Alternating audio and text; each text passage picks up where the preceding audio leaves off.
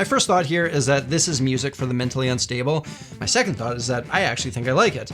And those two concepts are in no way at odds. There's a number of videos out there where someone has been dubbed the worst guitarist of all time. Today, we're gonna check out these videos and see if there's any redeeming qualities to be found. To kick things off, we've got what's claimed to be the worst guitar solo ever. Let's see how this goes.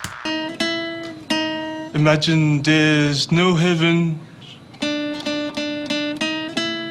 It's easy if you try. All right, so my man here, he's fighting it a little bit. Let's see if it gets any better later on. Somewhere over the rainbow. So did anybody else think he was about to sing Smash Mouth's All-Star there? Somebody once told me. So I'm being dead serious here when I say I actually think he could be onto something. He just lacks the ability to execute it. Let me explain. See, most guitar players who'd be accompanying a singer playing Over the Rainbow, they would do something like this.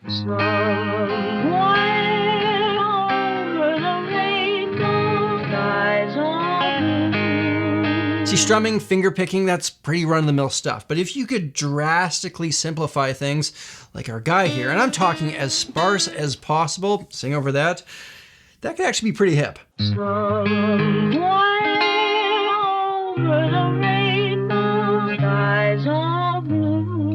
So let me ask you a question. Have you been getting better at guitar lately, or are you stuck up against the intermediate wall? If so, we do weekly lessons over at the Samurai Guitar Dojo, specifically designed for people like you. We've been at this for a while now. We just finished up a block on bringing some life into your open chords. And the idea is every week I show you a thing, and with 15 to 30 minutes of practice, 4 to 5 times a week, you should be able to get that under your fingers. And when you sign up, you not only gain access to the entire backlog of lessons, but we're making it so that with your monthly subscription, you also open up all of my other courses. Use the link in the description, and for $7.50 a month, you're gonna get hours and hours of educational content that's gonna take your guitar playing to that next level. Anyways, let's get back to it. Okay, cool. What's next here? How about worst guitarist ever, Henry Kaiser?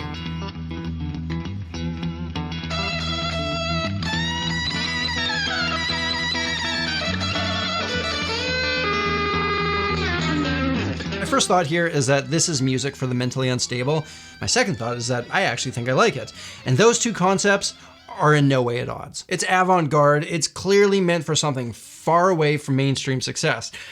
But I'm engaged. I mean, I want to hear more, even though it's not necessarily pleasurable in a way that music normally is for me. It's an art piece in the realm of Ornette Coleman, Yoko Ono, but this is clearly by design, and I think it would just be lazy to pass this off as bad. He's approaching music from a very different angle than most people, but it's intentional, and I think he's very good at what he's trying to do. Sometimes the purpose of art is to make you ask questions. It's to make you uncomfortable. It's not always meant to be beautiful. And moving on, we've got DJ Khaled unboxing a guitar that has some Bob Marley branding on it or something. I think it's been given to him by a member of Bob's family. Let's see what's up here. This guitar inspired songs that help unite the world, and we hope it gives you inspiration as well.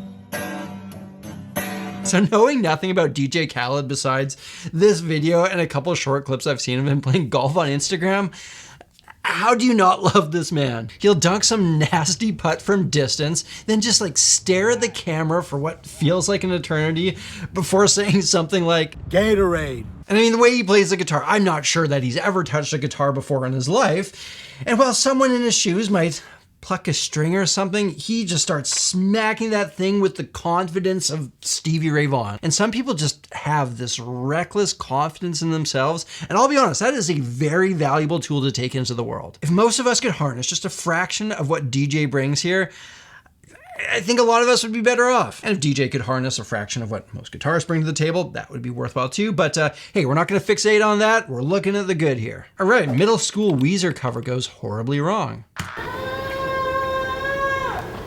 Man, you never want to hear a single primal scream before playing something. That's definitely a bad omen.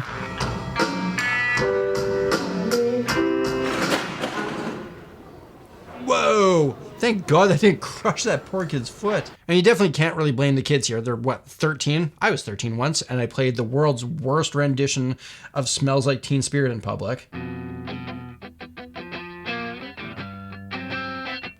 We've all been there. Is there anything positive we can take from this?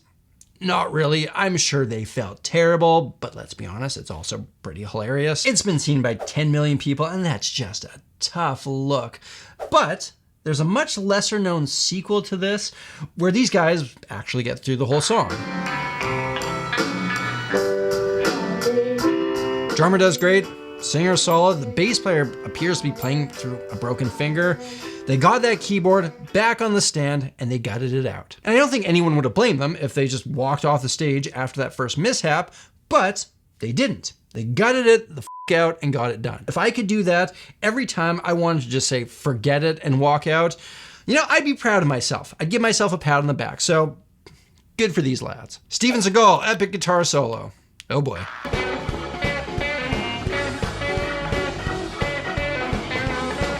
This was pretty rough, especially for a guy who refers to his blues identity as the Mojo Priest. It feels wonky, there's strings being hit that shouldn't be hit, timing is suboptimal. I don't actually hate the repetitive phrase, but it's just played in such a basic way that it makes it completely boring. But I'll give Steven credit where credit is due. He can put together a heck of a band. The rhythm section's cooking, you can tell all these guys are players.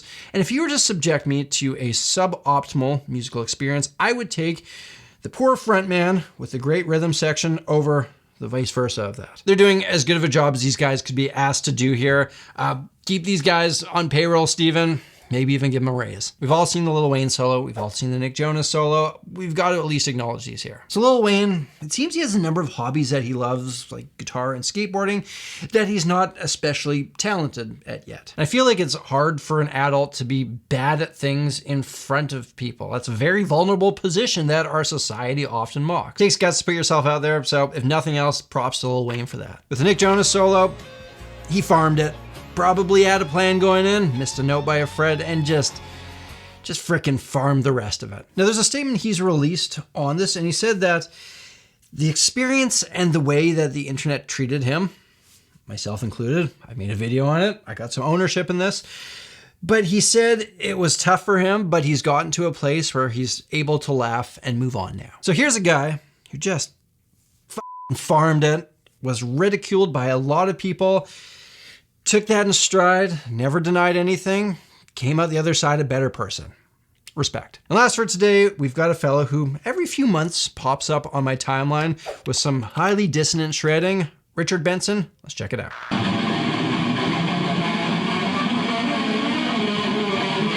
So the general reaction to this is that this sounds like a guy who learned to play fast but never heard a single piece of music in his life. It's like he's giving lessons on how to fight a guitar. But from the information I've been able to gather on him, there's actually quite a bit more to the story, because I found an old video of him playing and he can actually make decent music.